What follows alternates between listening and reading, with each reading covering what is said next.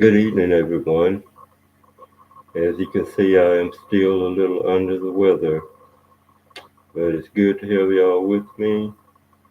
And today I want to talk about young people interacting with the police. The first thing I want to say is, as a young person, I never had a lot of trouble with the police to begin with. Uh, I had more when I was younger than I have since I've been an adult. But at the same time, there's a way to do everything. First of all, if a police asks you for your ID and you feel like there's not a probable cause for them to do so, I want to tell you this. A lot of police bank on the fact that you don't know your rights. And if you are someone, if you are a young person who does know your rights, it's still a good idea to just show them the ID to keep things from escalating. Because believe it or not, police are people, they are human beings just like we are. They are people who have emotions, they are people who have good days, bad days, happy days, sad days, mad days. They are people just like we are. And you never know what kind of day someone is having. So, whether you feel like your rights are being violated or not, the best thing to do is just show them ID if they ask for it, whether you feel like there's a probable cause for them to do it or not. And this is to keep things from escalating because if you're asked to ID and you refuse to provide ID, the police are going to think just like anybody else would think that you have a cause to conceal your identity, and it's only going to make them more suspicious and it's only going to escalate matters further, and you don't want that to happen. Now, you have good police and you have bad police, just like you have good citizens walking the streets and you have the bad ones. Usually, not all the time, but usually the police are, they have good intentions, and their job, as you know, is to serve and protect. And usually, if they ask you for ID, they usually have probable cause to do so.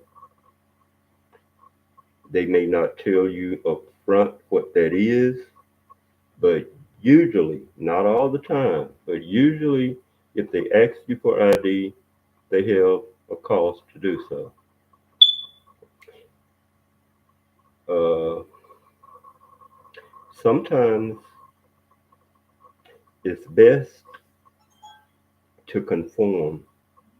Well, the majority of the time it's best to conform unless you feel like they're being, let's see, what's the right word I want to use here? Unless you feel like they're being excessively rude, or unless you really feel like there's an unorthodox reason for them to do so. Another thing, never fight with the police. That's the worst thing you can do because, for one, you don't want that to go on your record, and for two, you don't want to go to jail. But the worst thing that can happen is for it to go. I mean, going to jail is bad enough, but to get a record from it, that's not going to be good because it's going to stick with you for a long time. If you're under the age of 18, you may be lucky enough where it won't carry over into adulthood. However, there are some 18-year olds who do crimes that are so egregious that it does carry over. And the last thing you want when you go to apply for a job or apply for that apartment you've had your eye on or whatever the case may be, the last thing you want thrown in your face is that you have a criminal background. That's not good. Another thing is if you are someone who likes to carry a weapon, whether it's a knife or a gun or whatever it is, the best thing to do is to if you are confronted by police, the best thing to do is to let them know that you have it. And you need to let them know up front. They shouldn't even have to ask you. Because if they pet you down and find it, that changes the whole game. If they ask you if you have one and you lie to them and they pet you down and find it, that changes the whole game. And last but not least, the last thing you ever want to do is to have to draw your gun or feel like you got to draw some type of weapon in defense of a police officer because they have the right, like anybody else, to defend themselves and other citizens around you. Uh, you should also bear in mind that as much as you may dislike the police and some things that they do, if it wasn't for police, we'd be living in the wild, wild west. And I personally have lived in a place that was next to lawless.